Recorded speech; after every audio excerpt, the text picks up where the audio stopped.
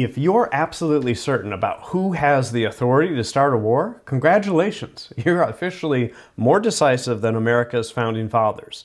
Liberals often scream unconstitutional when a Republican president drops bombs without congressional approval. Conservatives shout tyranny when it's a Democrat doing the dropping.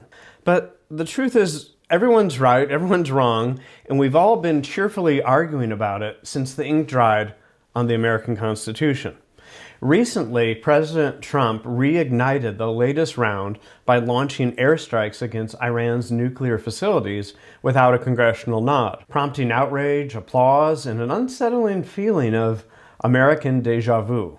In this video, we'll explore how this debate started with the Founding Fathers, trace key historical clashes from pirates to panics, and see where the fuzzy line lies today between a president's unilateral military actions and the need for congressional approval. Spoiler alert, we haven't officially declared war since World War II, yet we've fought plenty of conflicts. A bit of constitutional hypocrisy Democrats and Republicans alike enjoy that keeps the argument alive. By the end, you'll see that the calls of unconstitutional over presidential bombings are nothing new under the sun. In fact, they're about as American as apple pie. So let's dive into this centuries-old tug-of-war over war powers. When the U.S. Constitution was written, the framers deliberately split the war powers between Congress and the President.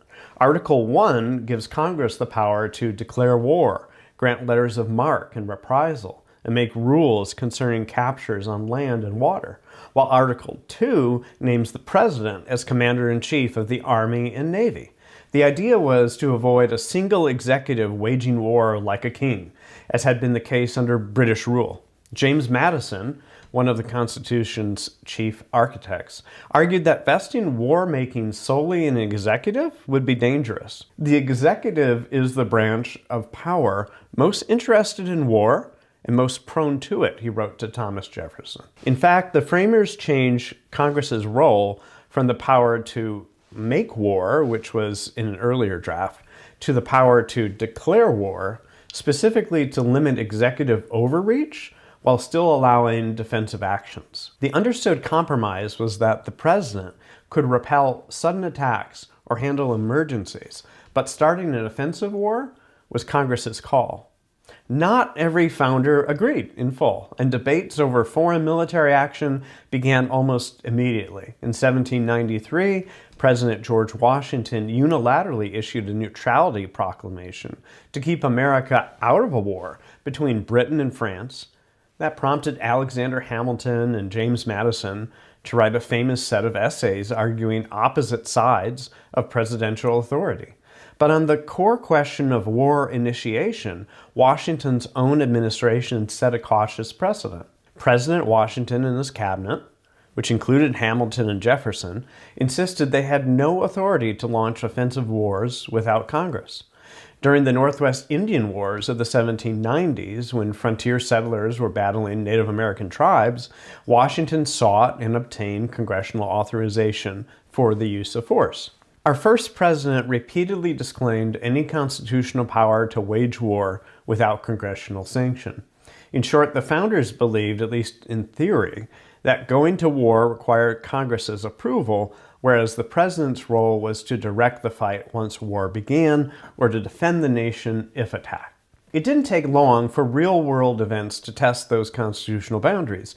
Early presidents faced urgent threats like pirate attacks and frontier conflicts that blurred the line between defensive response and offensive war. John Adams confronted the quasi-naval war with France in the late 1790s. French warships and privateers were seizing American merchant ships, but Adams never got an official declaration of war from Congress. Instead, Congress passed statutes authorizing limited naval conflict, and the U.S. waged war in an undeclared limited naval war against France from 1798 to 1800. This is an early example of a president sending forces into combat without a formal war declaration. In effect, Congress greenlit a fight without using the word war. This set a pattern. American leaders learned to engage in military hostilities while sidestepping the formality of a declaration. Then came Thomas Jefferson and the Barbary pirates. In 1801, the Pasha of Tripoli declared war on the United States after Jefferson refused to pay further tribute to stop pirate attacks. President Jefferson responded decisively. Within weeks, he dispatched a U.S. naval squadron to the Mediterranean to protect American ships and, if necessary, chastise the pirates with force. Here's the rub. Jefferson did not ask Congress for permission first. He acted under his executive authority, given that a state of war effectively already existed by Tripoli's actions. Only months later did Jefferson go back to Congress, report on what had happened, and ask for explicit authorization to expand the campaign. Congress obliged, passing an act to formally empower him to seize Tripoli's vessels and even commission privateers against the Barbary states. In Jefferson's case, we see a president taking limited offensive action on his own, then retroactively seeking Congress's blessing. Early conflicts with Native American tribes followed a similar script. The young United States was often in battle on the frontiers, but these were not declared wars. Typically, Congress would authorize use of military force, and the president would order the campaigns. For example, Congress authorized war against the northwestern Indian tribes raiding frontier settlements in the early 1790s, essentially exercising its war power, even if it never issued a document titled Declaration of War. American history is replete with these examples. Presidents Polk and Lincoln both pushed the executive envelope by engaging in military acts without congressional approval. Polk was even censored by the House of Representatives. The takeaway from the 18th and 19th centuries is that the letter of the Constitution, Congress declares war, President leads the war, was often blurred in practice. But generally, Congress was involved in authorizing significant conflicts. Small-scale or immediate defensive actions might be launched by the president alone, but major or prolonged military engagements eventually got congressional approval, or at least a retrospective thumbs up. Let's jump into the modern era. The United States has not formally declared war since 1942, yet America's military has been anything but idle. How is that possible under the Constitution? The answer: presidents and Congress have found workarounds, sometimes just ignore the rules. As global conflicts evolved, the Korean War set a major precedent. President Harry Truman sent U.S. troops to Korea under the flag of United Nations police action, pointedly never asking Congress for a declaration. During the Vietnam War, Congress likewise never issued a declaration of war against North Vietnam.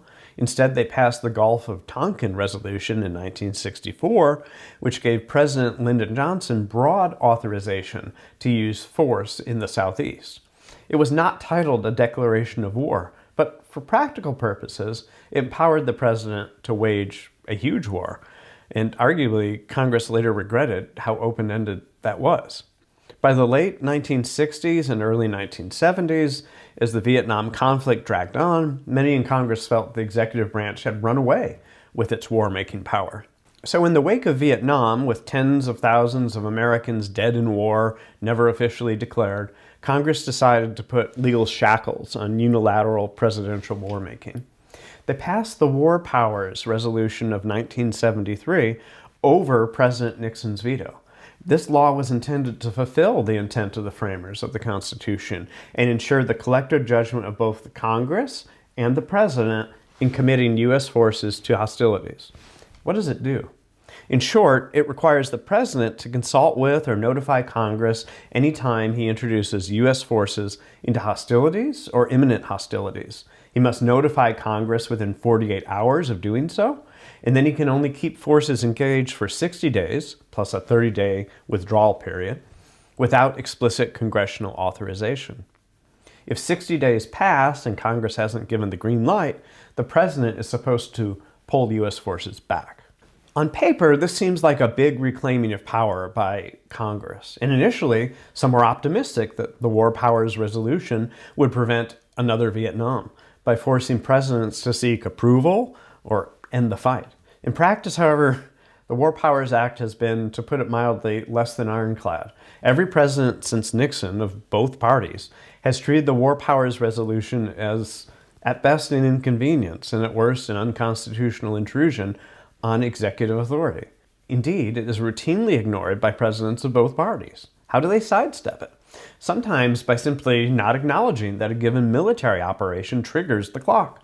For instance, claiming that what the U.S. is doing is not hostilities under the Act's definition. Other times, presidents do comply with the reporting requirement. They send the 48-hour notification letters and such. But they couch them as consistent with the War Powers Act rather than pursuant to it. Basically saying, hey, we're informing you but not admitting you have the authority to stop the executive. One striking example, President Bill Clinton in 1999 conducted a 78-day NATO bombing campaign in Kosovo without congressional authorization, brushing aside the 60-day limit. Similarly, President Barack Obama ordered airstrikes in Libya in 2011 without any prior approval, later arguing that the operation didn't reach the level of war that would invoke the War Powers Act constraints. President Reagan invaded Grenada, George H.W. Bush invaded Panama and sent troops into Somalia. Clinton sent forces to Haiti, Bosnia, launched strikes in Iraq. Obama bombed Libya and carried out numerous drone strikes, all without asking Congress first. Meanwhile, George W. Bush did seek and got congressional authorizations for use of military force for Afghanistan in 2001 and Iraq in 2002, but even those were not formal war declarations. Now we circle back to today and President Trump's actions and find ourselves in a debate that's eerily reminiscent of the past. President Trump bombed Iran's nuclear facilities without getting a go-ahead from Congress. Outrage ensued from Capitol Hill, especially among Democrats. Lawmakers exclaimed that Trump had launched an offensive military action unilaterally violating the Constitution's allocations of war powers. We've heard these cries before. Other members of Congress floated the I word, impeachment. Believe it or not, even that's not a new idea in this context. Here's a bit of historical irony to chew on. Back in 2007, who was loudly insisting that a president launching attacks without Congress should be impeached? Joe Biden. As a senator, Biden warned that if President Bush were to attack foreign powers without congressional approval, the president has no constitutional authority to take this nation to war unless we're attacked or facing an imminent threat. And if he does, I would move to impeach him. Likewise, Senator Barack Obama wrote in 2007 that the president does not have the power under the Constitution to unilaterally authorize a military attack in a situation that does not involve stopping an actual or imminent threat to the nation. Strong words in principle. Yet, fast forward a few years. As vice president, Biden was part of an administration that intervened militarily in Libya without Congress. And as president, he himself ordered limited strikes in places like Syria without prior authorization. The roles reverse and the tune, it changes. In 2013, when President Obama considered strikes in Syria without Congress, many remembered Biden's old stance. Today, Democrats cite the Constitution against Trump. A decade ago, Republicans cited the Constitution against Obama. The tribal positions flip and flop depending on who's in the Oval Office, leading to a lot of well-documented hypocrisy on both sides. So where's the line? In theory, the line is drawn at war versus not quite war. If an action amounts to war, especially a prolonged or large-scale war, the Constitution says Congress must declare or at least authorize it. If the action is short, targeted use of force, like one-night airstrikes or a commando raid, presidents claim they can do it on their own authority as commander-in-chief. There's also the exception for imminent threats. Virtually everyone agrees a president can repel an attack or act in genuine emergency without waiting for Congress. The trickier question is what counts as an imminent threat or a limited action. One president's limited defensive strike might be, in Congress's view, an act of war. In our current example, Trump argues bombing Iran's nuclear sites prevents a grave threat, and that it was a one-off strike, thus within his powers. Congressional critics argue that it's effectively starting a war with Iran and far beyond any immediate self-defense need, thus squarely within their constitutional prerogative. It's messy. And so the argument rages on.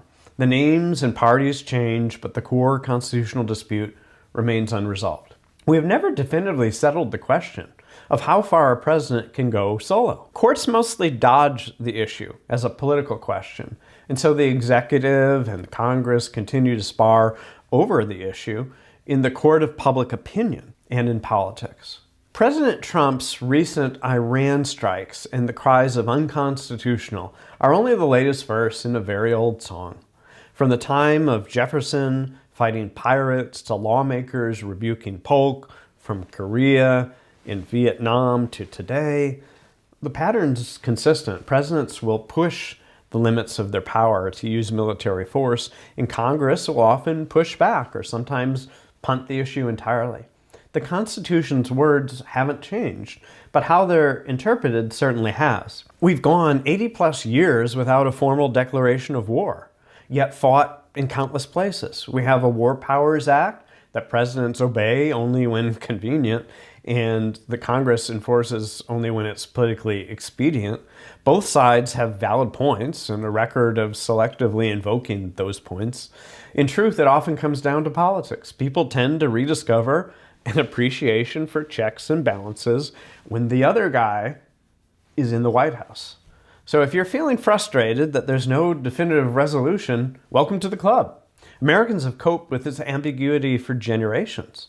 Perhaps the healthiest view is to stay informed and keep demanding that both branches justify their actions. Every time a president uses force, ask, is this truly limited and is it really necessary? Every time Congress gripes, ask, are they asserting their power or just grandstanding after the fact? Here's something a little more nuanced for you. This push and pull might actually be what the framers intended. A dynamic, messy tension that forces public debate. As messy as it is, that debate is our system working. We still haven't agreed on the exact boundary between executive and legislative authority, and odds are we won't anytime soon. So the next time you hear fiery speeches about an imperial president or a weak Congress, remember, this argument is as old as America itself, and each era writes its own chapter. The Founding Fathers argued about it, early presidents struggled with it, and we're destined to keep on arguing as long as our republic endures. And maybe, just maybe, that ongoing argument is a sign of constitutional health, not failure. Don't expect the shouting to die down. After 230 years, we're just getting started, folks. So keep your Constitution close and your history closer and continue the debate.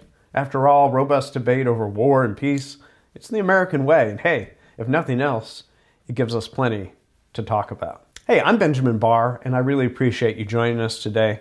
My job as a constitutional litigator is to give you the tools to solve today's constitutional puzzles. I hope you'll take the time to like and subscribe to the channel and join us next week as we tackle yet another constitutional controversy.